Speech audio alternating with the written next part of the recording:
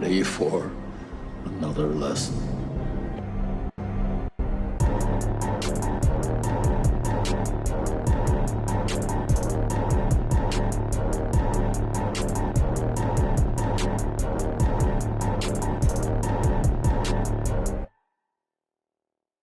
What's up, everybody, and welcome back to Back Row Banter, your favorite casual movie talk podcast. I'm one of your hosts, Adam Schwartz, and on this week's episode, we'll be talking about the movie Godzilla times Kong, The New Empire. Still don't know what the X means. Before we get to any of that, of course, I'm joined today by orangutan Nathaniel Gingrich. I'm back, bitches. You tried to kill me last week. Tried to kick me off the pod. I listened. I don't know what you're talking about. Yeah, apparently I'm bizarre because I watch Twitch. Yeah, bizarre is the word I used, I believe. Yeah, no, you are an anomaly, man. I don't know. I was thinking about this. There's absolutely nothing wrong with what you do. Well, no, I've never seen it. I was thinking more about this because of like listening to you guys talk on video games, where you were talking about multiplayer and how upset you get when you're losing and someone else is winning and that kind of thing. And I was just like, I think because I didn't like grow up with video games that much. I just don't have that relationship with it. Like I'll get frustrated in like sports, in like competitive, and like I get really competitive like if I'm playing volleyball against you or baseball or something like that. But like video games, like it just does not bother me. And so like I don't know if I have that same competitive drive with it as like it seems like some of the other folks in my generation and those below me have. Fair. So I feel like that's got something to do with it too. Plus, like the first video games I played weren't like competitive online shooters. They were just like the Lord of the Rings story campaigns and that kind of thing. Yeah, right. On GameCube. Yeah, 100%. So good. Dude, I could 100% those games in like 45 minutes now. Like those were the ones that I got competitive about. But like, there's no one on the other side like kicking my ass and talking shit to me about it. So like, I just don't care that much, I think. Yeah. I think the root of it for me is I grew up with two older brothers who introduced me to video games. Right. Like they are the reason I play video games. And like split screen peeking, like it got intense. Dude. There is still a dent in the floor of my basement from when I was probably like 6 or 7, and I lost in Mario Super Strikers, and I picked up my mom's 20-pound dumbbell and threw it at my brother, and it hit the ground, and he was running away. There's still a dent in the floor. Now I've since gotten over those anger issues. Don't worry, but. But that is the root of the problem. I think for me is it's been competitive since I started playing games, pretty much. For sure. I'm with you on that, man. I mean, I've gotten tremendously better though as an adult, where like I don't get frustrated that much. Like it takes a lot for me to get frustrated. More often than not, I'll just kind of like laugh at it. But yeah, man, sometimes it's just like the peak frustration is like as soon as I lose, like I quit like a little kid. Yeah. You know what I mean? Like as soon as the game's over, I'm trying to turn the PlayStation off. And it's just such like the little kid thing to do is like then I pout about it. It's so funny that it's because like you're not only mad enough to quit, but then you're mad at yourself for getting mad about exactly. quitting. Yeah. For sure. Yeah, playing Halo 2 is also stressful just because I was actually trying to take that seriously. Well, yeah, 100%. Like frustrating. That would be, but yeah, that is not my relationship to video games. Interesting. Yeah, it's very fair. Also joining us today, of course, is Big Icy BlakeHolder. Hey, what up? How you doing this week, man? Good, man. Good. Pretty light week of work so far, outside of yesterday and today. How was y'all's Easter's? That goes back to last week. Actually good. Went back to my parents' house. So got to see the fam, eat some food, catch up a little bit, but yeah, not much outside of that. How about you all? Same kind of deal. Saw both sides of my family. Okay. Had a good time. Local or? Local-ish. My grandma lives in Winfield, which is about 35, 40 minutes. Yeah, a little bit. And then, I know My dad's side of the family, my aunt lives in Bloomington. Okay. Or not, sorry, not Blooming. No, Bloomingdale. Bloomingdale is what I meant. I was like, Bloomington is like central. Bloomington is, Bloomington is 2 hours, not that far. Bloomingdale. I'm sorry. So went to Winfield and then Bloomingdale, and then was able to make it back to Barrington for the 8:00 Godzilla X Kong. So that was a great way to cap off the Easter Sunday. How about you, Nathaniel? I went to both sides of my parents as well too. So I was just driving. I was all over the place. But that was it. Got some good podcast work in. Got some good some good window time as well. Yeah. How was it listening as a listener? Oh yeah, it was fun. It's weird because like obviously like part of me is like was listening to it and like I would almost feel like I'm just recording the podcast every week. Like I'd almost you're about to interject. Join in the conversation. It was like, wait, no, I'm listening to it. But no, it was nice. I liked it. It was good to sit one out for once. For sure. And just kind of chill and get to listen as a audience member rather than a participant. And now Tyler's the one missing. It's true. He's had a busy day. He's out house hunting. And so now we are 3 weeks in a row without the full squadron on the pod. Well, speaking of which, I wanted to get thoughts in on last night with the devil real quick, if I could, before we go. Go for it. Full new segment. I think like just kicking off about addressing kind of like the AI controversy of it all. That was one thing where listening back to the pod, I feel like I would have had things to say because I thought about it a lot, and I feel like I'm sad that this was the movie that it happened to, but I feel like they gotta do something for when it is released onto distribution, like in the streaming service. And I've seen people on Twitter say like just pay someone now to make up mocks of the new things and just like reinsert them for streaming releases and that kind of thing. And I think that's an option. But I think while we were talking about it or whatever, it reminded me of like of the metaphor that I've heard. Have you guys ever heard the skinhead in the bar metaphor? No. Okay. No, not familiar. Basically, it goes like this: like there's a great local bar that you all like to go to, and one day you see a guy that comes in that's a skinhead, and he's drinking at the bar, and the bar manager comes around and he slaps the dude in the face, takes him by the scruff of the neck, and throws him out. And you kind of look at him and you say, "Hey, why is that happening?" He says, "Because doesn't matter if there's just one. Once one of them starts drinking here, then everyone knows you as the skinhead bar, and then they all come here, and then it ruins your fucking place." So, like, moral of the story is, it doesn't matter that this is the first one to do AI. We can't let them just, like, fucking get away with it. They gotta be held to task for it, and it doesn't matter if you're a small movie. If they get away with it on a small independent feature, it's a matter of time before they get away with it on bigger budget things, and that just dries up the business and kills creative relationships that are the lifeblood of how people get jobs in Hollywood. Because maybe you start as just the set or production or art designer on a small independent feature, but maybe the next job you have is someone else that you knew or met on that project who is doing something else, and that's your big break. So to hear and see that they're using AI on that and kind of trying to justify it by saying, hey, we're a small independent thing, it's bullshit, and they should have to do something about it. Very valid. Absolutely. That being said, I loved that movie. Like, it was a bummer that became a part of controversy about it.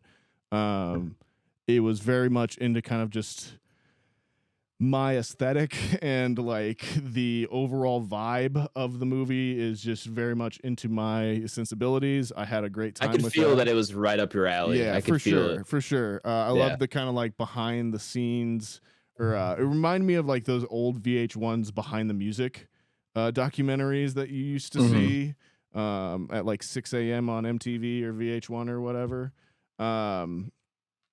And then I wanted to say too that I love that it was like that twist on the found footage. And just the idea, I think there's something so interesting about like a variety show or like a kind of demonstration like that goes wrong. I feel like that's just such a fun plot line where like the audience kind of gets trapped in there too. And like you have this kind of captive truly audience and like having to kind of put them through something. I think it's just always an interesting storyline. So liked Late Night with the Devil. I would definitely be a recommend. And now let's talk Godzilla and Kong. Godzilla times Kong. I think the math problem of the century. Surely it's got to be Godzilla Kong. Like that. It's just a buffer character, so it doesn't read Godzilla Kong or Godzilla Cross Kong. Well, what was the last one called? Is it Godzilla versus Kong? Godzilla v Kong. Yeah, it was V. I'm pretty sure. Oh, okay. Sure. Oh, it's either supposed to be and. Like it's Godzilla. It's versus. Kong. It was versus. No, but you're 100% right. But I think for the sake of the meme, I'm gonna keep saying Godzilla times Kong because it just looks funny. Well, then is a new empire under it like a division symbol? So it could be Godzilla times Kong over a new empire. Like if we're you put like a square root radical over it as well too, and just like create a real formula for this. I don't know where the colon fits in PEMDAS, Nathaniel, but I will research that and get back to you. All right. Thank you. However, hello, listeners, and welcome to the main review segment of the podcast. Nathaniel, can you give our listeners here a rundown of how the review segment works? What up, folks? Yeah, that's right. I'm back. I'm back to give you a rundown on how the review segment works here on Back Row Banter. And that is, it's broken into two sections. There's the non-spoiler section, and then there's a spoiler section. It's pretty self-explanatory. In the non-spoiler section, we'll go over the IMDb, who wrote it, who directed it, who's in it, all that good stuff. We'll decide if we recommend the movie. Got to be a yes or no. There is no nuance on the internet. From then on, it'll be spoiler time. I'll play a spoiler noise. So if you don't want to have anything spoiled for you, go ahead and check out. But come check back in to see where we rank it up on our Entropy list.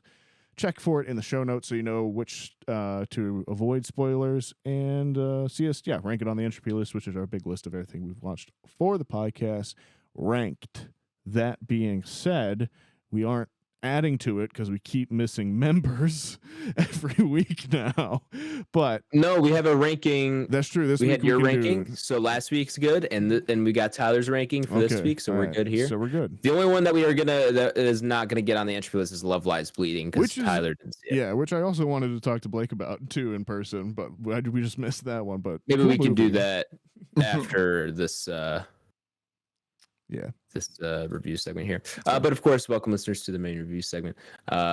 This is Godzilla times Kong, The New Empire. It is a new movie rated PG-13 with a runtime of 1 hour and 55 minutes with an IMDb rating of 6.6 out of 10. It's directed by Adam Wingard, who returns to the Godzilla franchise. He directed, was it just Godzilla vs. Kong? It was, yeah. Yeah, that's what I'm saying.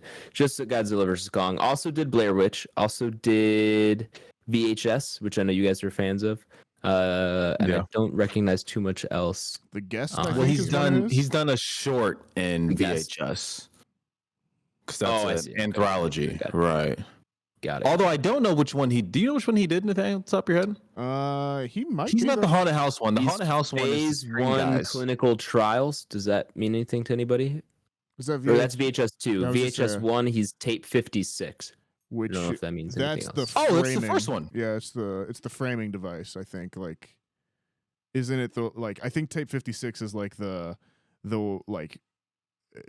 honeymoon one? No, I think it's like the setup. It's like the video of the guy. Oh, okay. I see what you're saying. Yeah, okay. I've got you. So like he kind of like directed the rest of the movie besides the shorts. Yep. Yeah, I'm with you.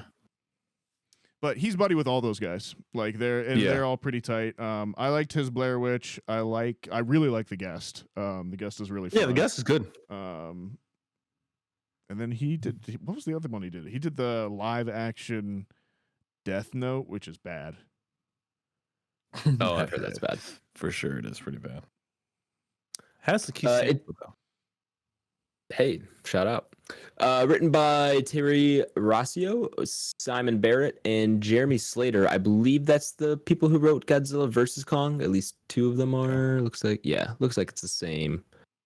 Oh wait, and real quick, Jeremy Slater is not on that list. But what were you saying? Real quick to backtrack, when we were talking about Adam Wingard films, the one that popped in my head, did we mention You're Next? Oh, is that him too? I love You're Next. Yeah, that's Adam Wingard for sure, and that's what most people would probably know him from. I love You're Next. Yeah. By the way, I lied. Just Terry Rossio is the only one who was Godzilla vs. Kong. The other two are new here. They look like they helped out Wingard and VHS and a few of those other projects. I think he works with Barrett on stuff. Got it.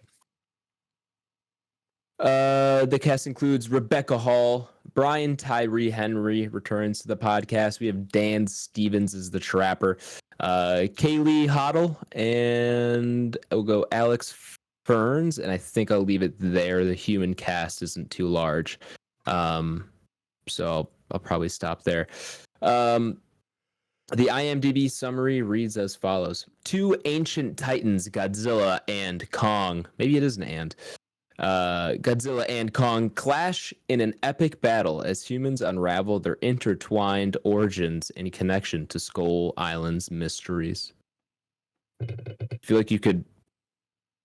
I was gonna say you could like make that for any of the Godzilla movies. Yeah. I guess it's really just Godzilla versus Kong too. I don't know. That sounds AI generated. It's one of those. Just it does. You're not saying anything at all.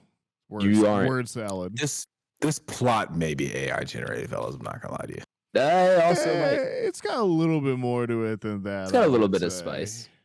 It's got a little bit of flavor to it. But yeah, let's get into it, fellas. Obviously, we're not expecting this movie to be a top 10 on the Entropy list. If you're going into this movie expecting it to match up to Godzilla -1, you just have your expectations set wrong. Where they should be set is I am going to watch some giant monsters smash into each other, and I'm just gonna enjoy it. I'm just gonna sit back, enjoy the visuals, enjoy the CGI, and hope to get some kind of entertainment out of it. What is the entertainment level you guys got out of it? I'll kick it over to Blake, our probably resident biggest Godzilla fan that we have on the podcast. What do you think? Yeah, overall it's what I expected, right? You went in. It's kind of a curse that this actually comes out a few months after Godzilla -1, because that was a great film. I actually think it got some awards. So just tonally different, right? Tonally different. But I mean, overall, it's what I expected, right? Came in 2-hour popcorn flick. You have a character who's there for comedic timing, right? The humans are used basically for like exposition dumping of like, this is what Kong's doing, this is what Godzilla's doing. In my head I go, these aren't characters, they're narrators. Like I'm just they don't narrated besides the plot. Besides Brian Tyree Henry, he's like the only one who's kind of got some personality. And Rebecca Hall and the young girl as well. I can't think of her name, the indigenous girl. But yeah, outside of that, a lot of them are kind of throwaway characters. But I mean, at the end of the day, you get more Kong, you get more Godzilla, you get a new villain, Scar King, and overall it's good. Is it my favorite of this trilogy though? And when I say trilogy, actually, so it's not really a trilogy because now you have to go back to Godzilla 2014. So 2014 Skull Island, then 3 Godzilla. So there's 5 films. Is this my favorite of the 5? I would say no. Is it the worst of the 5? I'd probably say no. Right. So I mean, fall somewhere in the middle. We'll deep dive into it once we get to spoilers. Is this the same Godzilla from 2014 Godzilla? Yeah. Is this supposed to be the same? Okay. Yeah. Totally different movies though. Got separated. Yeah. Oh yeah. I mean, that's actually like attempting to be a decent movie, and it for sure. But then it got that one in real time. To your point, Adam, got a lot of flack of like it did having too much human involvement and not enough monsters. So then they went, you know what, fuck it, and now they've gone full-fledged. Right. I do remember that being the feedback. Oh, we barely see Godzilla. Exactly. That was kind of the point. Right. So yeah, that's my thought. We'll jump into spoilers, and I'll have some we'll have some debriefing. But I do want to be on a record, and I think we talked about it either for pre-pod ban or it'll be post-pod. But Nathaniel was way ahead of his time. There's a scene in this that happens. Do you know what I'm talking about, Adam? Adam looks like he's looking around. I don't think he's caught on yet. I don't think Nathaniel knows exactly what I'm talking about because he's smiling at it. There's a scene that happens in here. Did he call it out last week or something? Or no, he called this out, I want to say, when we were talking about leading up to Godzilla vs. Kong. I do know what you're talking about. Now I do. Yes, now I remember. It does happen. It had happened that I was like, oh my God, I'm in. So yeah, that's my thought. We'll pass it on. Let's go to Adam. Obviously, as I stated, your expectations can't be too high for a movie like this. Once upon a time, I wouldn't even really go to see a movie like this. It kind of wasn't until we started this podcast and you guys were like, oh, those movies are fun, and I kind of just went in with a more open mind. And I was like, oh yeah, I can just enjoy monsters smashing into each other, and maybe I should watch more of these. So going in, I had my expectations right where they needed to be, and honestly, this movie probably exceeded them a little bit. You don't get a ton of like great human plotline, nor should you expect any. But there's some good beats here and there. I think Brian Tyree Henry. Yep. Thank you. Yep, that's it. Wow. I was just like making sure. That was his character's still pretty fun. I think, and I think it's hilarious. He's got a podcast about the Titans, and he's got that lines where he's like, "I lost hundreds of subscribers to my Discord server," or something like that. It was really funny. So there's some good bits there. There also are some good bits with Godzilla, more with Kong than Godzilla. They kind of make Kong more of the primary monster in this movie, I would say, over Godzilla, in terms of just there are some emotional beats that you get with Kong. We're not in spoilers, so I'm not going to go into it fully, but they definitely make him more of the primary monster in this one. And for the overall purpose of the movie, I was pretty engaged and connected to a big silverback gorilla as I can be. So is it my favorite of this? You said 5 movies. I don't think I've seen Skull Island, so I can really only rank them out of the 4. It's not probably my favorite, but it's up there, and I would say it's probably better than Godzilla versus Kong. Maybe by a little bit. I'd have to rewatch them. They all kind of blend together at a certain point, But I don't know. King of Monsters was still more entertaining in terms of the visuals and the monsters that you have. But it's still good fun. If in terms of recommend, I'd be a recommend if you know what this movie is. If you've seen Godzilla before, or any of these kind of 5 movies as we mentioned, you know what you're getting. And so if you want more of that kind of movie, then go see it. If you know you're not going to like it, this isn't going to change anything for you. Definitely one of those movies where you kind of just know ahead of time whether you're going to like it or not. Turns out a lot of people like this movie. $80 million, I think, on its opening weekend is what I saw, which I think was only $2 million behind Dune 2. Dune 2 opened, I think, to 82 million or something like that. That's kind of what I saw on Sunday. I don't know how those numbers tracked through Sunday and how the viewings of box office looked overall, but I believe tracked to be a pretty solid opening weekend. Yeah, I believe you're right on that, man. By the time I caught it Monday morning, I want to say, when I say caught it, I looked at some forums on Reddit. They mentioned that this actually did have the highest domestic opening weekend box office. Oh, so wow. it ended up passing Dune. So, yeah. Which, this franchise does have a weird reputation for overperforming. I think particularly since Godzilla v Kong, which really got the boost from it being COVID. Post-COVID, right? Yeah. It being kind of the first true post-COVID movie where people could go and go and see it again. And so I feel like coming out of that, I feel like Adam Wingard was like, I'm getting away with a free one here. I can kind of do whatever in some ways. And I feel like Warner Brothers was just like, let's take the wrong lesson from this and double down and make another one. And he was just kind of like, all right, then we're gonna go buck wild with it in some ways. Right. And I feel like that mentality comes through in a little bit, where this movie knows that it's dumb. Like it doesn't but like it doesn't make the mistake that like the Flash or like a Zack Snyder does, where it tries to convince you that it's not dumb, or that it tries to convince you that it's actually making a bigger point. It's just it's basically just like, no, we understand that this is dumb, but you want to see it as badly as I do, so let's go fucking see it. And that's basically what the whole movie operates from. So I I appreciate it for that, and I had a good time with that overall. Shout out Dan Stevens, my boy.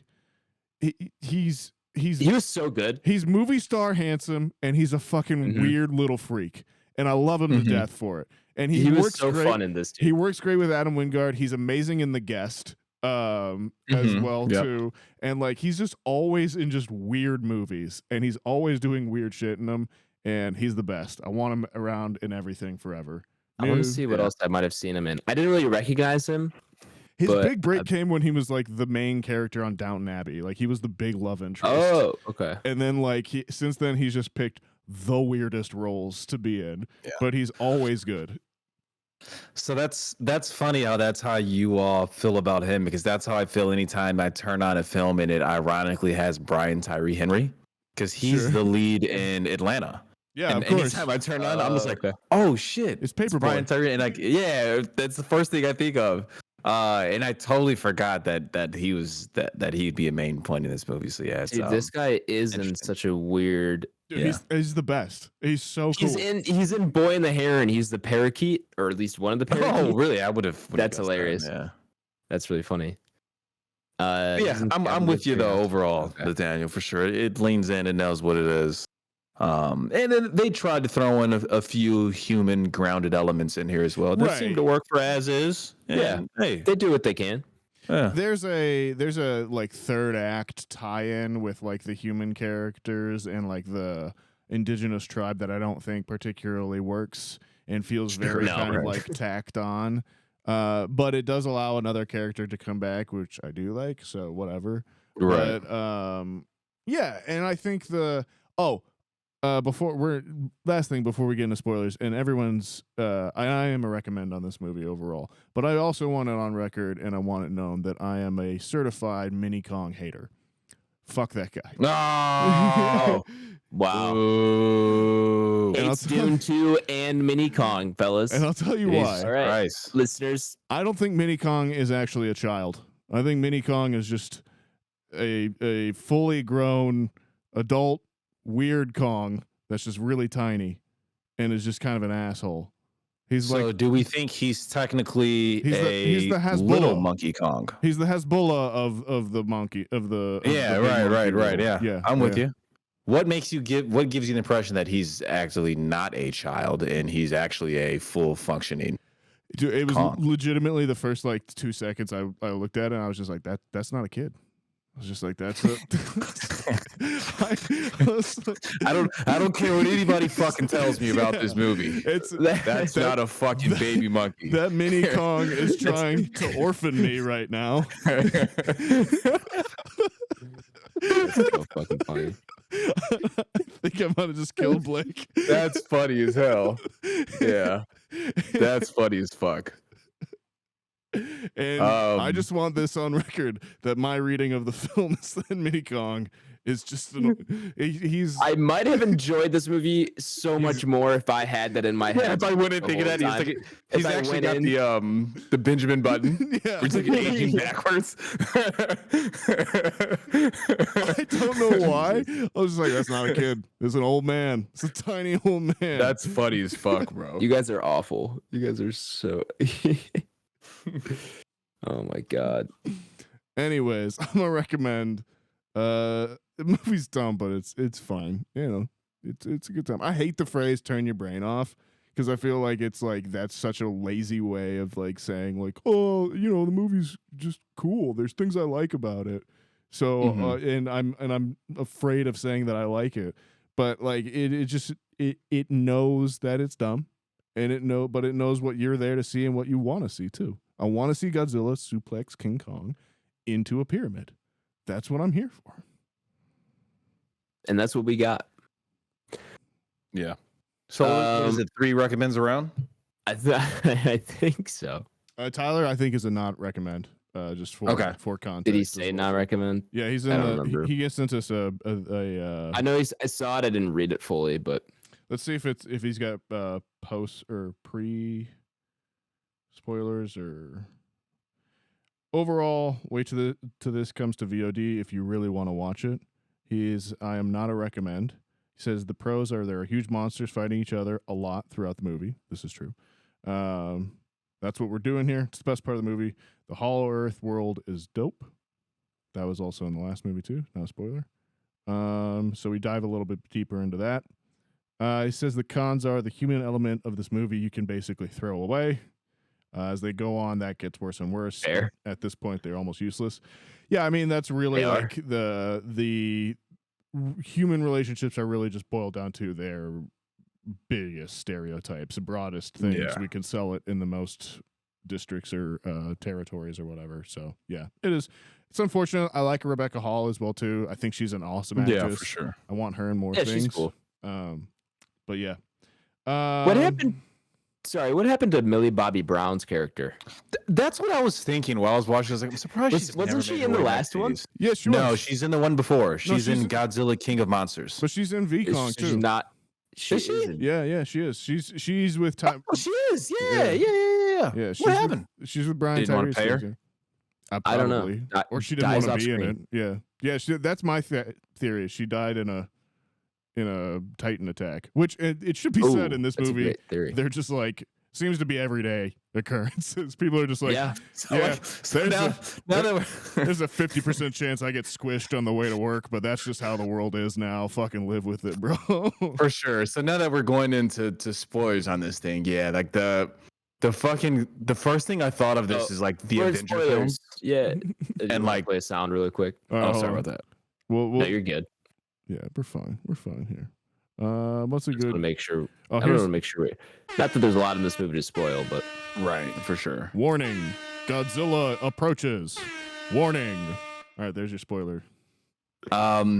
Yes, like first thing I thought about watching this, it reminded me of like the Avengers films, and like they finally go on to address like cleanup and like the casualties of like mass destruction. Because like you're watching this, and I'm just like, that city's fucked. Yeah, everyone's like nobody ever talks about it ever again. Yeah, so like that was one of the funny things. I was like, man, I kind of like ever gonna talk about that. I kind of like that in this universe. They're just like, fuck it, man. Like we are not like we can't do anything to stop it, but we gotta go to work tomorrow. We'll see you then. Yeah. Fucking insurance rates got to be out the ass of this place. It's just broken. Can you imagine? There's just he's their business is booming. Apparently, he's getting sponsorships on his podcast for Titan Insurance. So, yeah, right. That was so funny. Some good bits. Yeah. So overall, yeah. I mean, we kind of know what we're getting. Just guess we can kind of jump all around. So Nathaniel is not a fan of Baby Kong, although I do like him using Baby Kong as an actual weapon in nunchucks. That was the best. That was fucking awesome. It was great. Amazing. Because I didn't expect it. Yeah. No, there were several sight gags in this movie that I thought worked pretty well. Just like Kong doing unexpected things, or like the thing of Godzilla sleeping in the Coliseum. Yeah, like, that was so cool. Yeah, just curled up like a cat, which that's one criticism I have of this movie is that like I'm not a Kong supremacist here, man. I'm here for Godzilla. And Godzilla is taking so much of a backseat at this now. I feel like everyone's like, Kong's the one that you can empathize with because he's an ape and like, you know, they lean into that. And like, nah, man, apes are scary. I saw Nope. Chimpanzees can kill you really easily, and they're scary. They should be scary. Godzilla is our boy. He's married to Mothra, and he's our boy. So, like, you know, I'm just saying, Godzilla's the main character, not Kong. Yeah, because there's not a lot of Godzilla action. I mean, he fights 2 Titans before you get to the final act, and like each of those fight scenes are, I mean, maybe 40 seconds apiece. Right. Yeah, he right? runs through a giant shellfish crab, and then he Yeah. slices apart a dragon, which was pretty cool. But yeah, light work for Big Z, Yeah, right? right. That guy's does that, powers up. In the meantime, the main plot is Kong is on this journey to like find his, I don't know, his species, where he's from, what he means. Kong's on the journey to find his why, as they say in the world, right? Like, why are you here? So you go through that, and he goes to Hollow Earth, and you get to that. What was the term below that? Oh, I don't remember. Middle Earth. Oh fuck! That's Lord of the Rings. Sub something. Sub Hollow Earth? Subterra? Was it like Subterra? Subterranean something. I don't know. He goes there. He finds other Kongs. Right. There's a bunch of other apes down there. That's where he finds the apes is down there. Yeah. And that's what I thought of, because they had the war paint and everything too. Like, that's really what I was thinking of. And the only thing that threw me for a fit when they're in Hollow Earth, that sub level, you don't really get like, it's hard to tell how big the other apes were at first until I see them next to Kong, because there's no like buildings to compare anything to. Right. So at first I thought they were like just like regular silverback gorillas, and they started fighting Kong, and I'm like, oh, they're kind of big too. So that is one thing I'll say. This movie and Godzilla versus Kong had the same issue. It's very their scales are very inconsistent. It feels like I can never get a firm grasp of how big these people really are, or these monsters really are. Kong looks much smaller in this one for the first half of the movie. He looks much smaller than he did in Godzilla versus Kong, because they're the same size in that movie. And he looks a lot smaller in like the first half of this movie, until all of a sudden they're right next to each other again, and they're the same exact size. And so it's just very hard to get a gauge on how big either of them really are, in any given scene, because they just feel like they shapeshift the whole time. So yeah, that is one thing I noticed, and that I think really they should really try to fix. Like, obviously they need to be the same size if you're going to have them keep fighting each other or with each other. They need to be relatively the same size, but I don't know, you got to keep the scale consistent, or else it's just kind of whatever at that point. But I don't know, maybe it's not the biggest deal in the world, but it just does take me out of it a little bit. Yeah, it's excuse me. Yeah, I agree with you on that. I mean, they've kind of missed the mark on scale. Besides, I think in Godzilla King of Monsters, they have great scale, as well as Godzilla 2014. Yeah, those two are much better.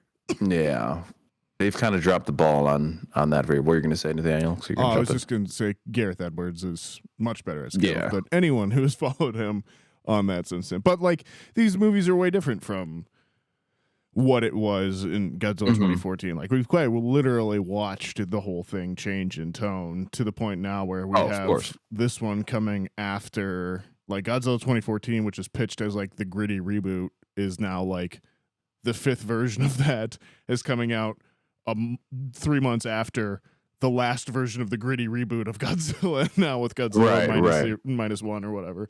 But yeah, I don't know, like, it's cool that it's out there. I'm glad this movie's out there. I think it's a cool little popcorn flick. I do recommend, going to see it with your family or whatever. And I had a good time with it. The floating rock thing doesn't need to be there. Like, I don't think the Iwi family tribe stuff works. It's pretty boring and not really worth it.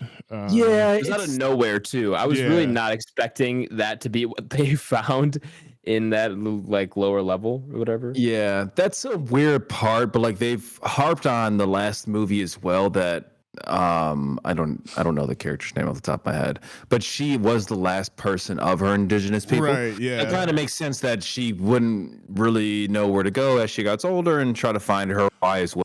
So you just get Kong and her going on this who am I journey, right? Like simultaneously. It's like, that was okay, I guess, but yeah, nobody. It's like, cut the shit, man. That's not what I'm here for. Yeah, I don't think that's like any particular problem I had with it overall. It was more the like, when we get down there, we're getting these two pyramids which are upside down, and we're gonna pull magnetic water into a thing to make the stuff touch together to reverse the pull. Like, that was the bit where I was like, this just doesn't make sense. Has no business being here, and it's just kind of dumb anyways. Like, just let them get to the center of the earth and fight because they have to. Like, I don't know. Right. Yeah. Ice Dragon was cool though. I liked her. The one that came out and like froze Kong's hand, and then like that was a good introduction, because at first you get this same introduction when they go down there to where Kong sees the rest of the apes. Then he kind of stands. Then you get that like non-verbal dialogue between all the apes, and you see Kong's kind of like hey, like, no, it's like we shouldn't treat each other like this. Let's be progressive. We should all be for each other, right? That's what Kong's out there saying. Basically. In the midst of guerrilla slavery. And then then the slave master comes out and is like, well, you can't do that on my property. You can't talk to him like that on my property. And then but they introduce him first through like his eyes, and that's how they introduced the dragon character first too. So at first I was like, oh, maybe the orangutan guy with the whip isn't the real villain. Maybe it's this next person they're about to introduce. And then it turns out that's just somebody he has under control. But yeah, how did you all feel about Scar King? Did you think he was as a formidable foe as Mecha Godzilla? Maybe not as formidable as Mecha Godzilla. But I thought it was cool. I thought it was like a cool idea to have it be another giant orangutan. You know, it's not like he's fighting a different silverback gorilla or anything like that. Like, oh, it's just a different type of monkey who's also kind of up there in terms of like monkey ladders go. Love the orangutan design. I was all over it. Cool weapon. Like it's not like a whip. It was almost like a whip made out of a spine. That was actually really cool though. Well, it was. Yeah, it was cool design, and then like how he uses and everything. It kind of reminded me of Scorpion's like dagger, chain dagger from Mortal Kombat. Yeah. Not quite used in the same way, but similar build and design. But yeah, overall I thought he was pretty cool villain. I did notice that as the monkeys, like the noises they made were like English syllables almost. Like you could hear them like in the noises they would make, it would like match the syllables of like an English word. So that was kind of funny. I didn't notice that. Where I could hear them go like over there or like a tag or like that kind of thing, but they would say it in just like grunts or whatever. But it was, I don't know, it was just kind of funny. I don't know how else. Like I can't blame them for it. It just was like really funny to kind of pick up on that, because then you're like in your head, I can like just translate what they're saying. I don't know. It was kind of funny to do that, but overall, Scar King.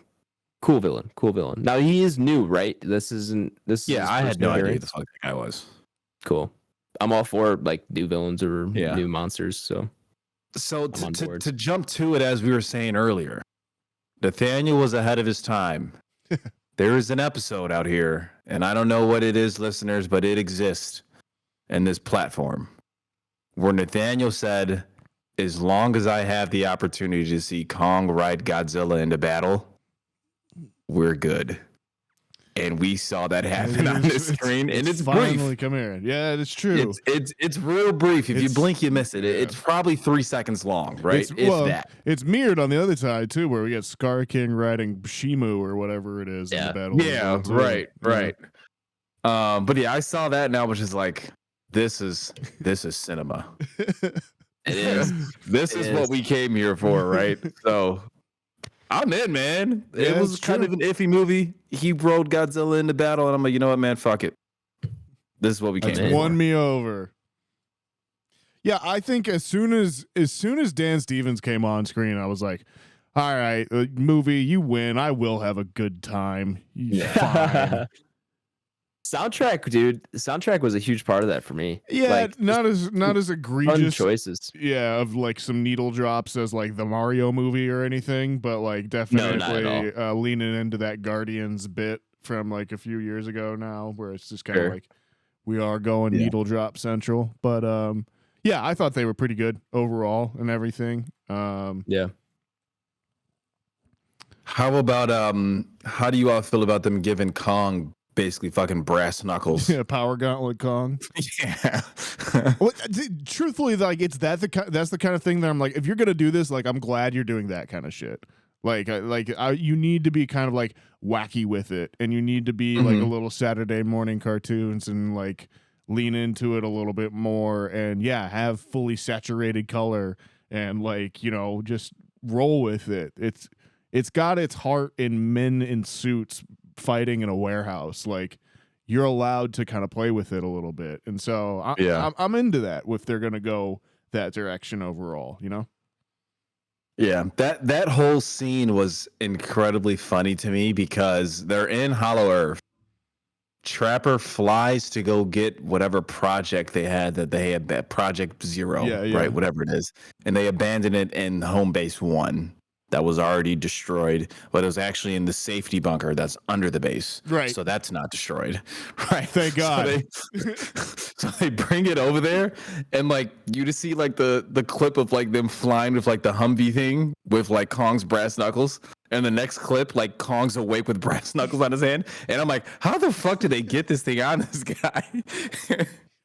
Right. After they just don't answer after they any go of that out stuff. after they go out of their way to earlier in the movie show them like what is it, anesthetizing Kong and then like taking his tooth out all over the matter of like 8 hours. Right. Yeah. Right. An equally, if not bigger, operation with less people takes no time at all and is not shown on screen. Yeah, there's fucking 4 people there, and they're gonna put this giant infinity gauntlet on Kong. I mean, this is fucking nuts. I like I said, I just admire them that the movie is like, you know what? The Earth is hollow. There's wormholes everywhere. Occasionally, a fucking 70-foot monster comes up and eats half our town. But it's home. We live with it. It is what it is, man. I mean, where else are they gonna go? Yeah, well, clearly. But yeah, you're gonna send everybody to Middle Earth or whatever the hell that was called. I like that we're continuing in that universe now. I don't know if they're gonna get another one out of these. I mean, it's making enough money; they probably will. It's making money; they probably will. Yeah. You think they get to 10? No. Like Fast 10. No, I was just about to say what. I mean, this is the 5th one, technically, because Godzilla, Skull Island, King of the Monsters, versus 3 Kong, Godzillas. and X Godzilla. Okay, so we're up to 5. I was talking to Waz, and Waz's theory is that they're gonna bring in Space Godzilla for the next one. Spodzilla. I mean, like, it's a bummer that like King of the Monsters already burned. Ghidorah. I guess you could do Ghidorah. A good villain. You could do Mecha King Ghidorah now. And I think that's what will probably end up happening for sure. But yeah, Ghidorah is such a good villain. Like it sucks they wasted that early. It's also like it strikes me as funny that I still like, to me, the best scene of this whole franchise still probably arguably is either the Halo drop in Godzilla 1 or Rodan just flying over the town in King of the Monsters, where in Godzilla 1 you're talking about with the flare guns. Right? Yeah, that's a good the scene flares. For sure. I'm with you. But then when Rodan comes out of the volcano in King of the Monsters and like just goes over that town, and he's just like, just him flying low over it is just like lighting the town on fire. That one rules. But this one's got some cool stuff in it. Like it's silly as all hell, and like I do think it kind of falls into the, if we're set in a world where we're spending more than like a minute or two with Kong or Godzilla, because they're both big and there's no humans around, there's no thing for scale, they just look however big they're supposed to be. Like you know what I mean? Like and they could be our size at that point. It doesn't really matter. And I think occasionally you do lose that scale. I don't know if you guys were talking about that earlier. I was filling up my cup when I heard and I heard you say scale. But I think that is definitely an issue. Yeah, for sure. Adam, you want to jump in here? I feel like me and Nathaniel have been kind of rambling for. Oh no, you're good. In terms of like where this franchise is going, I think if they just keep leaning in, if they can find, a Mecha King Ghidorah or Space Godzilla as the next villain, like, I don't know, another Godzilla and Kong team up. If it's fun, if it's like this, I mean, sure, why not? Mini Kong comes back leading an army of. There you go. of Benjamin Button Kongs. Yeah. Mini Kong is revealed to be the Napoleon of the Kong universe. My God. This is going too far. But yeah, I mean, listen, at the end of the day, this is the kind of movies that almost pays for other movies. You know, it's making the money, and you know, these blockbuster movies make a crap ton of money for the studios to then go fund, you know, the smaller budget movies or the other projects that we want to see. So, hey, it's not harming anyone. You know, I know a lot of people don't love these movies, Papa Schwartz included, but they're there for a reason. They are just kind of dumb fun, and this one is more of the same. And if we got another one, shit, I'd go see it. I like having an excuse to go see Rebecca Hall and Dan Stevens and things. So, and Brian Tyree Henry. Paperboy, for sure. Or I mean, to your point, man, just having more Kong Godzilla on screen. I mean, I think you brought it up earlier, either you or Nathaniel. Was that we did see Godzilla body slam Kong. Yeah, that's true. Or is that mistaken? No, because at first I thought Kong was gonna body slam him, but then I'm like, I didn't even know Godzilla had that in his bag, that he could actually like body slam people. Didn't know he had the back dexterity for that. Yeah, so I was like, oh, he's a little more mobile than I thought. So yeah, man, you get to see Godzilla pull a few things off. They even have some teamwork stuff where Kong throws some items at Godzilla, then he hits it with his tail, like a home run, you know. So yeah, man, it's This was you could kind of just tell the writers were having fun in this one. Oh, for sure. What are some fun bits we want to see between Godzilla and Kong? All right, we want to see Godzilla getting ridden by Kong. We want to see the tail whip. We want to see them tackle into the pyramids. It's just like, how do we get from set piece to set piece of these two monsters together? And that's how you should write this kind of movie, to be honest. Like, whatever, you get those things that you want to make figured out first, and then everything else comes later. And just then you fill in with the human plot that doesn't matter, and they just get us to where we need to be. And you know, they succeeded in doing that in this one. Yeah. How did they kill Scar King? What's it? It's they have the ice monster freezes him, right? Then Kong like throws him on the ground. Yeah, all three of them do something. Kong or Godzilla and ice monster both breathalyze him. And I don't know what Kong does in that moment. He like rips him in half. He like breaks him. Yeah, because I think Kong's holding him. Yeah. With his that's right. With his Iron Man arm, of course, that can withstand. Yeah, with the Infinity Gauntlet. That's right. Good ending though. I like that they turned the ice monster on the Scar King, like his mask. Yeah, I didn't expect that. I was like, I didn't either. I was like, that makes sense. Yeah, I'd go and kill my oppressor. Yeah, exactly. Right. Yeah, right. So I give him credit for that one. I think next one, Adam Wingard somehow pulls a couple strings, and we have an Ava unit that fights. Please, live action Ava, a giant unit. Ava Session 7. Yeah, is actually takes place with her fighting Kong and Godzilla. That's funny. Throw in Pacific Rim, and there you go. You can do a Pacific Rim crossover. Yeah. Get Guillermo involved. I'd love to see it. Cool. Are we ready to rank this bad boy? Yeah. All right. Well, welcome back, listeners who skipped over the spoiler segment of the podcast. We're going to go ahead and throw Godzilla times Kong up on the Entropy list. For those of you who do not know, the Entropy list is Back Row Banter's official list of all the movies we have reviewed, regardless of genre, regardless of anything else, all on one fantastic list. This is essentially how we rate our movies, rather than do it out of 5 stars, out of 10, whatever that ends up being. We throw up all the movies we review on a list and see how they compare to one another. If you want to view the entry list for yourself, you can do so by checking that episode description, where it is linked to my Letterboxd episode 186 here, and entry 183 on the entry list. 183 movies. Let's see, for reference here, we have Godzilla King of the Monsters at 152. We have Godzilla vs. Kong at 142.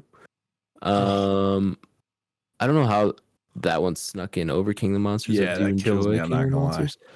I don't know. I would have to rewatch both of them to figure out how that happened. It's because King of the Monsters in the last like 10, 15, 20 minutes is just boring. Like, as soon as they get to Boston, it's just not as interesting. Like, I feel like maybe King of the Monsters is also long. I don't know. It's like 2 hours. Oh, it is. Yeah, it is. Like, I do remember it being kind of long.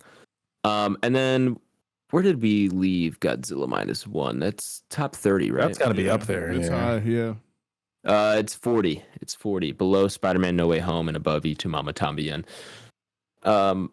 God, I love this list. What world are what are the list on this platform, Letterboxd? Is Spider-Man No Way Home, Godzilla -1, and Y Tu Mama Tambien next to each other?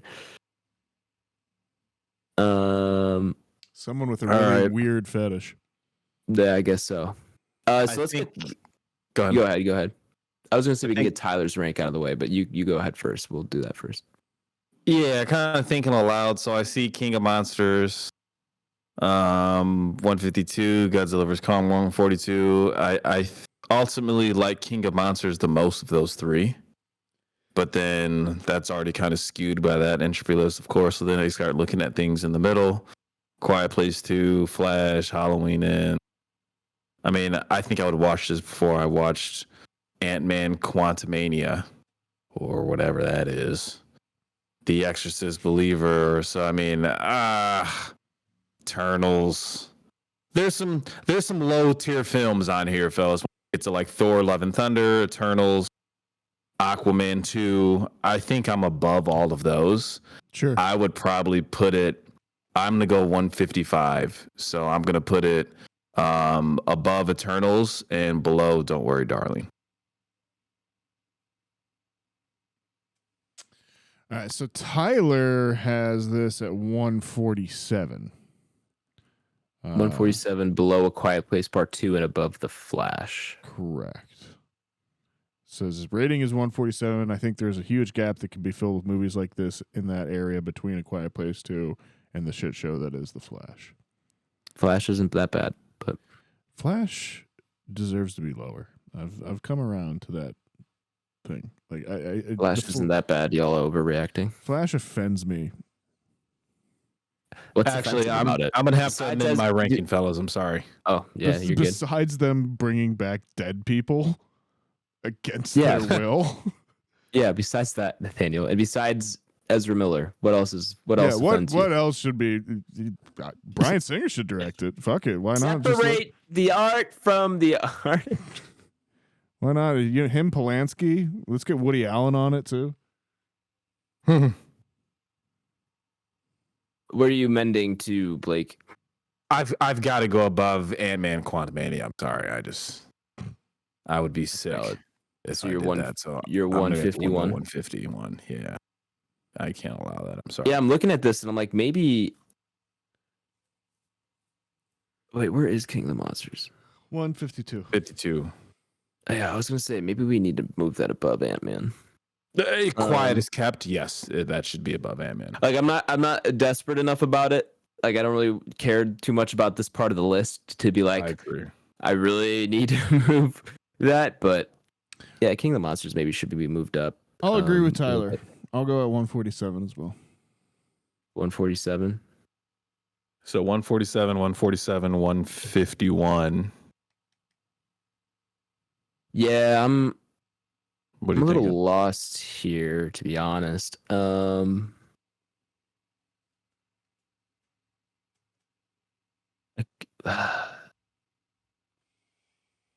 go one. Let's call it 148 below The Flash and above Halloween Ends. Now, I know I said I like this maybe more, or no.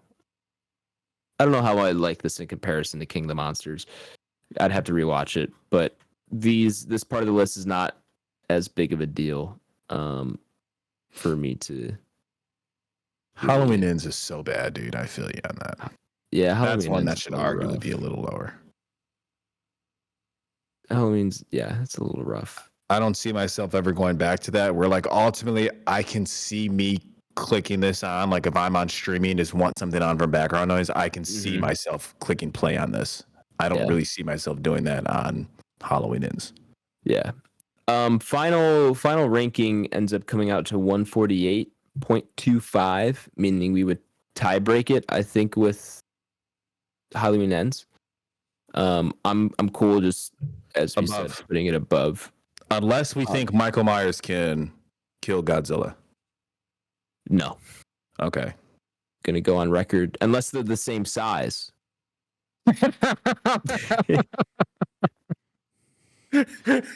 then it's anyone's game. So I immediately thought, okay, so like a 700-foot Michael Myers, or hear me out, a 6'2" Godzilla. It's just a guy in a Godzilla suit versus Michael Myers. That's just Godzilla 1998. Remember they got like the babies that are down there? That's funny as fuck. That is good. Do you think man-sized Godzilla's like nuclear breath is just like a taser instead of like? Yeah, I don't know how to power scale that, right? Or is it like a blowtorch? Yeah. Who knows? That's funny. That's funny though. All right, well, we have Godzilla times Kong, the new Empire at 148. That's where it's gonna land, and that's where it's gonna stay. Let's see. Next week's review is the much anticipated Monkey Man.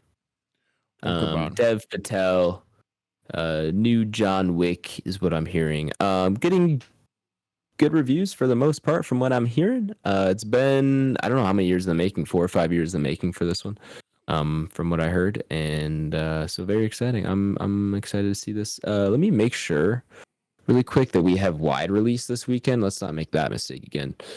Let me look at AMC. So. I think so too, but I just ever since we got thrown off by Love Lies Bleeding, I don't know if 5th is what I'm saying. Trust. That is this Friday. Monkey Man. I could buy advanced tickets for April 4th. All right, cool. Wide release. The first Omen is also this week as well, Nathaniel. I know, it looks sick too. Yeah, man. I've been impressed with all those trailers. Got our boy Ralph Ralph Emerson? Yeah, Innocent. The dude, member of the Cool Voice Club. Yeah. And I think David Thewlis is in there too. He's one of my favorites. Like, it seems like some pretty sick. Seems cool. Again, like the trailers have been awesome, but I've been burned by that so many times. You know. Yeah, especially on those possession films. And like, really, is it going to be the first Omen that's really going to be awesome? I don't know. Yeah, anything can be good, but yeah, I don't know. All right. Well, go see Monkey Man. Join us for a review of that next week. Fellas, it is late local time. It is a little long pod recording time. I did, however, want to give you two an opportunity, or I guess all of us, of course, if you do want to talk Love Lies Bleeding, Nathaniel. Let's do it. With Blake. No, let's do it another time. Do it another time? All right. Cool. Well, then let's just move on out of here. Sorry, listeners, but you'll get a decent chunk of post-pod banter. For sure. So go check that out. Yeah. Let's see. We have a 5-star review, Nathaniel. Any chance we got a 5-star review? But if you want to give us a 5-star review, that does help us in the old algorithms. Just reviewing the podcast helps us grow, and that would be really helpful for you to do that. But honestly, the best way to help us grow is just to tell a friend about us, help spread the word. Adam, what else could they do? They can also follow the podcast on a platform like Twitter, where we're at Banter Bro. On Instagram, we're at Back Row Banter Pod. And on YouTube, we're just Back Row Banter, short and sweet there.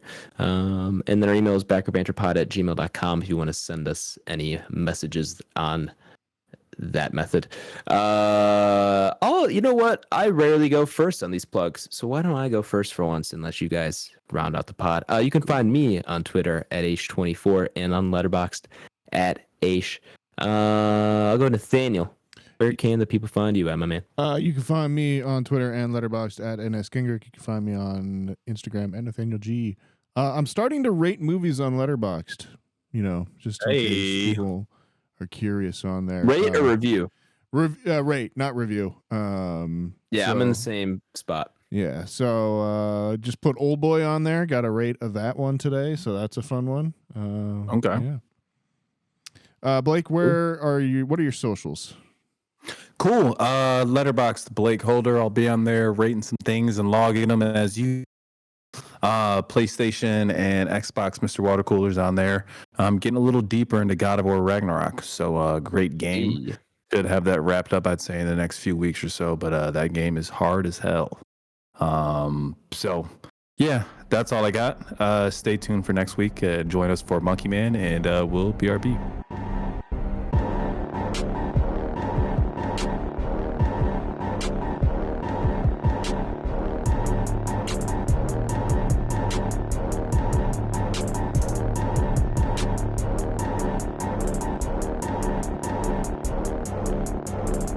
America.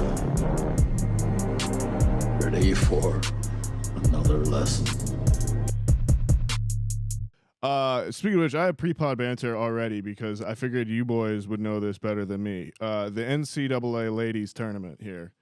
Fill me in, folks. Like it's so it was a big game this weekend because it was a rematch last year of the championships between LSU and Iowa, or was that that was Monday. Okay. Yeah, LSU played Iowa. I want to say Iowa's the 1 seed, LSU was the 3 seed. This is actually only the second college basketball game I've watched in the past 2 years. Right. And the other one was LSU versus Iowa last year. So yeah, they're women's college basketball, man, is rocking right now, man. They got a lot of things going for them. A lot of individual ballers. That's good for the narrative of the sport. Right. So yeah, I caught the game on Monday. Iowa got their rematch and their redemption. So yeah, it was a good game, man. Caitlin Clark is fucking good, bro. She's unreal, dude. Like she's unreal. Yeah, talk to me about Caitlin Clark. Is it just that she's a shooter? I'm guessing from everything I've seen, and like she's just like lights out, basically, like can hit it from anywhere. Yeah, she's honestly, the comparison is Steph Curry. For sure, that's the easy in terms draw. of her shot. Yeah. In terms of her shot, in terms of the shots she can make and the shots she's confident taking, you just kind of see the spots she's hitting, and you see the same spots Steph Curry hitting. I low key like relatively in terms of her overall skill set, she might have more in her bag than Steph does. Like when you watch her play, it's not just the shooting power. She's running the floor. She's getting a lot of assists, making plays. Yeah, she's a really good passer too. She's a really good passer. She is just the overall playmaker. So yeah, like I think Blake and I have talked about this. Like in basketball, there is much more like a single player can truly affect a team, right? Like, maybe not as much as it used to be back in, like 5-10 years ago, where it was like a LeBron or a Kobe could like turn it around. But like, it still seems to be that if you go out and get that big star, like that automatically at least puts you in playoff contention, as more opposed to like football or like baseball, where like you can have a Mike Trout who is the best player on his generation, but he plays on the fucking Angels, so he'll never win. Right. Yeah. Right. So like, I have to imagine that's even more so in ladies basketball, or particularly right now. So is it a thing of like Iowa is pretty good, but Caitlin is just like carrying the team, and then there's other good teams out there, or is it like everyone? Or is it just kind of like you guys said there's a lot of ballers like individually, so is it just kind of like there's one of those on each of these like Final Four teams, and that's just like there is what happens one. Yeah, there's good players on each individual Final Four team, but I mean, I would probably agree with you that in terms of women's basketball, and I don't watch a ton of it, right? So I don't have the most valid opinion on it, but I do think that it's even more prevalent that one person can completely dominate a game, particularly at the college level, right? So for like to put it in like in simplistic terms, like I don't think Iowa's team is better than anybody else out. Like long story short, I don't think anyone else on Iowa is going to be playing professional basketball besides Caitlin Clark. Got it. Right. That would be my guess right now, just from kind of looking at it from what I've seen, opposed to like LSU, UConn, South Carolina. I think they have multiple players who will go on to play professional basketball. And I think Caitlin Clark is out there, for lack of a better term, with people who are going to be like accountants and nurses in 5 months. But there's teams like that. It's wildly impressive. There's teams like that on the men's side, though, too, isn't there? Oh, where, of course. Yeah, there's just like someone where there's just a stud on the team that's helping them out. A ton for sure, yeah. But I don't think that's usually not enough draw to get you like 100%. This far along in the tournament. Yeah. That's to my understanding. I don't watch enough college basketball though. So yeah, I mean, I think Caitlin Clark, she's got a chance at probably going down as being one of like the greatest women's basketball players. And I hate to say things early because like injuries, you never know how things play out. But man, she's wildly talented. The last thing I can remember this being like this was with Brittany when Brittany Griner was like on UConn. I think that's the next thing I can kind of think of. Yeah. And there was another woman who played for UConn a while back. I can't think of her name. But she ended up winning a handful of championships as well. But a little different because she played basketball at UConn, which is like right. Didn't they like go undefeated for like 5 years or something? Yeah, like that? You know what I mean. Right. So she's playing on a totally different caliber of team, right? Compared to, I don't think Iowa's women's basketball was even relevant, to be honest, until Caitlin Clark got there. That's my kind of guess. The funniest, opposed to your UConns, Tennessee, South Carolina, stuff like that, they're good every year. I feel like I look up. The funniest thing I've seen was like everyone on Twitter like gradually just being like, "Wait, like hear me out. She's actually kind of hot." Yeah, being good at sports and like being a college athlete will make you look good in a dress. Like that's. It's gonna happen as well too, but also like the more successful anyone is, the better looking they get as well too. Like, for sure, yeah, that's life. Our boy David Dalsmalchian, weird looking dude, but I'll pay a lot of money to look at him all the time too. Yeah, what were you gonna say, Adam? I know you had some thoughts. Yeah, no, it's just I'm having some audio troubles. I'm trying to figure out why. It keeps like dimming your guys' sound, and I'm pretty sure it's on my end. I just upgraded to Windows 11, so I'm just trying to figure it out. Anyway, yeah, no, it's in terms of like stars in the basketball teams and stuff. There's like 3 stars left. There's kind of 4 in the tournament that you could point to that I like can name off the top of my head. It would be Caitlin Clark, Angela Reese, who was on LSU and just got knocked out. Right. Paige Beckers is now on UConn, and Juju Watkins plays for USC. So Iowa, UConn, and USC are in the Final Four. So like those 3 are the stars. But yeah, like, USC lost. It's Iowa. USC. Iowa, South Carolina, UConn, and North Carolina. South Carolina's got another really good player. I don't know her name, but they kind of have another star player. I'm pretty sure too. Yeah, they do, and they probably have the best women's coach of all time. Yeah, him or well, I know South Carolina's women's team is like almost like completely dominant. Almost. Sure. They've had a couple undefeated seasons in the past couple of years, that kind of thing. Yeah. But yeah, it's been fun to watch. You know, I heard Shaquille O'Neal, I think it was, suggest what women's basketball needs to become more popular, and it's lowering the rim so they could dunk. Because when you think about it, and it's like you don't really register that fact until or at least I didn't really register that fact until he said it. But like I've never really seen dunk highlights from women's basketball. It's because it's the same height as men's, and like he compared it to volleyball, where like the men's net is at a certain height, and I think women's is like a foot or 2 lower. And so he's like, that should be kind of the same idea in basketball. Like as soon as you add the dunk and give them give them a chance to add a little bit of flair to the game, it could up the entertainment level even that much more. Because right now, I mean, you get a fast break, you have to get a layup if you're, dunking just rarely happens. I mean, some of them can dunk for sure, right? But it's very hard, and it's very rare to see that in the game. And I don't know how that would affect things in terms of like, obviously you'd have to readjust all of your shooting to if the rim's a little bit lower, but that's where I come at. It's like it's going to throw everything off quite a bit, but sure. Yeah. I think I'd probably play devil's advocate a little bit on that. I mean, yeah, but then you look at the metrics and the numbers for college basketball right now, and women's college basketball is doing much better than men's college basketball. So I mean, I think I'd be on the line of like, I think as long as there's players who excel at a very high level, they'll be totally fine. And right now they got 4 to 5, 6 different women who are all excelling at women's basketball at a crazy high level. And like people will watch that shit, man. Regardless if it's a 10-foot rim or whatever. If there's no dunking going on, people are still like, man, I can get behind this, and I can understand that this person is very good at this sport. So yeah, I hear you though on that, but that's a lot of that was just something I heard, and I was like, I wonder if that would help. I feel like it's like maybe if you didn't want to go with like a physical change, like doing the rim lower. The thing is, like, you like let them, and you kind of do what I feel like they've done with this kind of crop of NCAA women's division is like you let them become personalities, like you For sure. have that play against each other, because I feel like that's why people are interested. Is like, because they are competitive with each other and they're talking shit on social media, and like it's a show every time they come in. Like I feel like that's where you go with it now for sure. And I think like again, like that's the next generation, the Gen Zs, like they've already, with the NIL and like your ability to make money now as a student athlete, they're already like starting that kind of thing, and like that will only grow more as well too.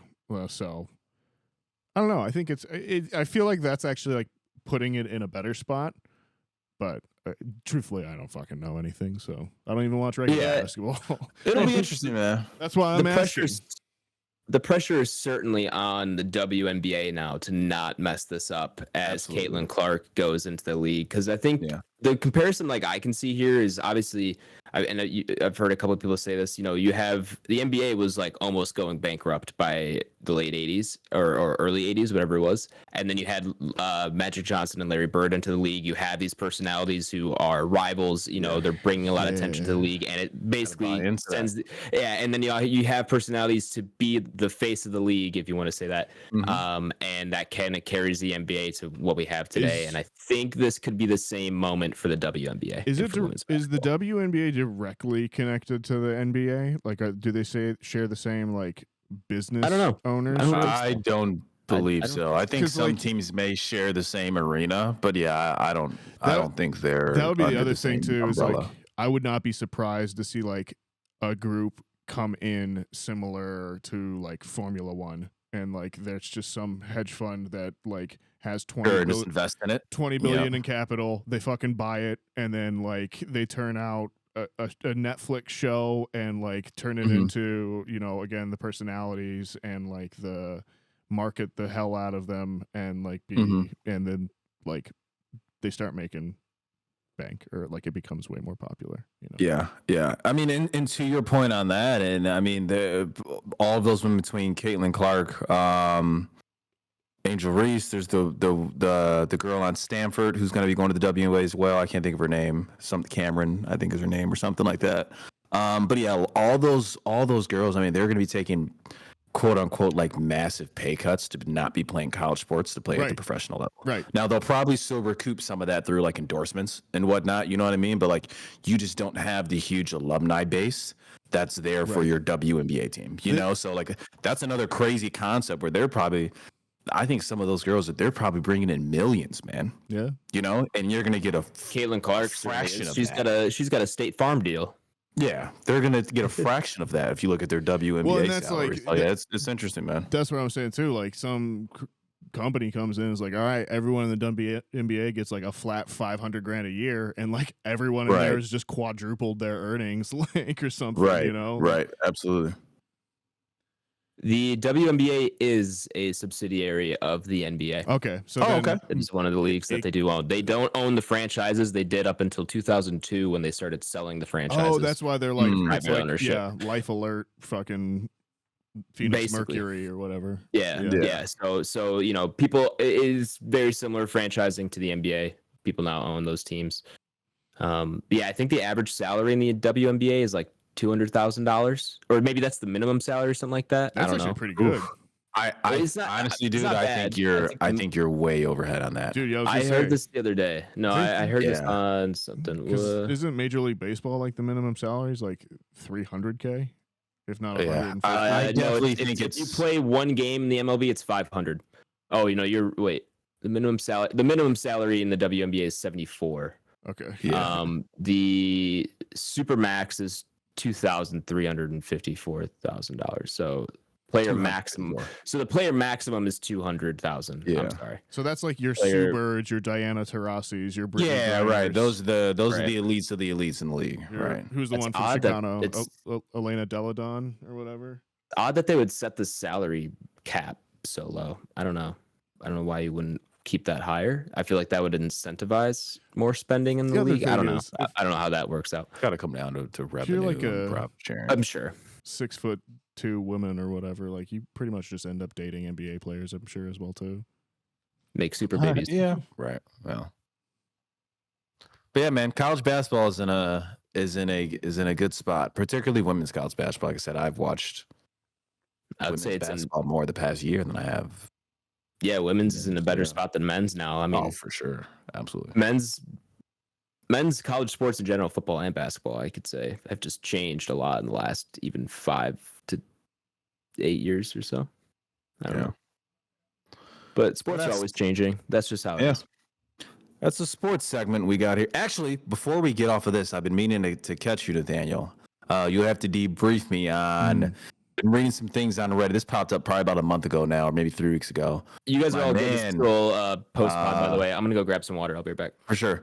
My man who just got traded to the Dodgers, Shohei. Shohei. Yeah. There's like the whole like gambling scandal or whatnot's going on, man. Yeah. Can you, what's going on with that, man? I've seen some shit on Reddit. Yeah. And I'm not 100% in on it either, but the way I understand it is they're investigating him because his interpreter, who has been with him like basically since he came to the major leagues, right, has these crazy gambling debts, like 250, like I think it was like 5 million or something like that.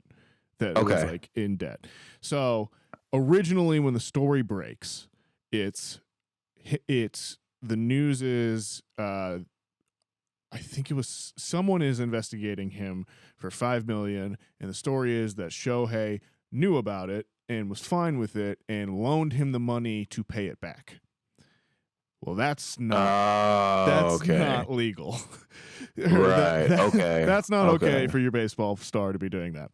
Yeah, so, right. Then within like 24 hours, he changes his story to no. He stole the money from me. I knew nothing about the gambling. And that's what we're going to run with. And since then, that's really been the story. And since then, they've gone to like point out that the interpreter, I think, like might have lied about some of his former jobs, like working in Major League Baseball as an interpreter. Like he is an interpreter and he was doing that role and functioning as that. But he had like put on there that he worked for like the Red Sox in like an interpreter role as well too, and there's like no evidence of that. And right. So already kind of shady, so it's not looking good on his end. Right. And then he just gets fucking blamed basically for that as well too. So obviously the kind of like thing that no one is really talking about is, was it really Shohei making those bets? And it was just this guy doing it for him, basically. Right.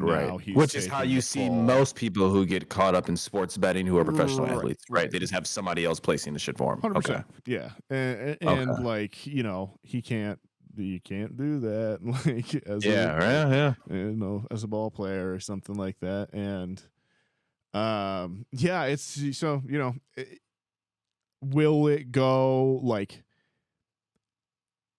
do I think Shohei was doing it? I don't know. I truthfully, I don't know enough about the situation. I don't know, like, I don't know anything about the guy. I don't know anything, about him as a person. He doesn't speak the language. He's from, he is from a foreign country and culture. Like, I know nothing about him. Like, so I have no idea if he was capable of doing that or if it was the other guy or anything like that. Like, who knows? But it's, he is like the highest paid ball player and like is a monster.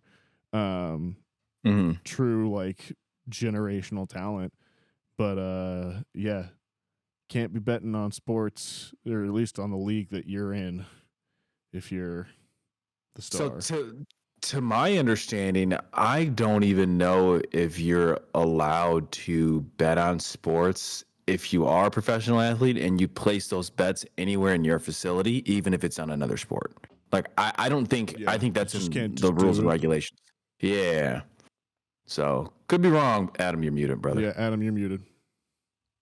Good call. Good call. I'm assuming you guys are talking about Otani. Yeah. Yeah. Yeah, I'm pretty sure it's illegal if you are a professional athlete to bet on any sport in any league, period. From my understanding. It's illegal.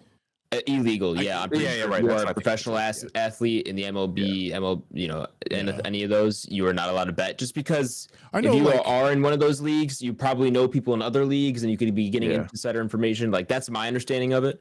I don't know for sure, but that's my understanding. I think like boxers can and like UFC fighters can. And that well, because boxing is rigged anyway. Wow. No. I'm just kidding. It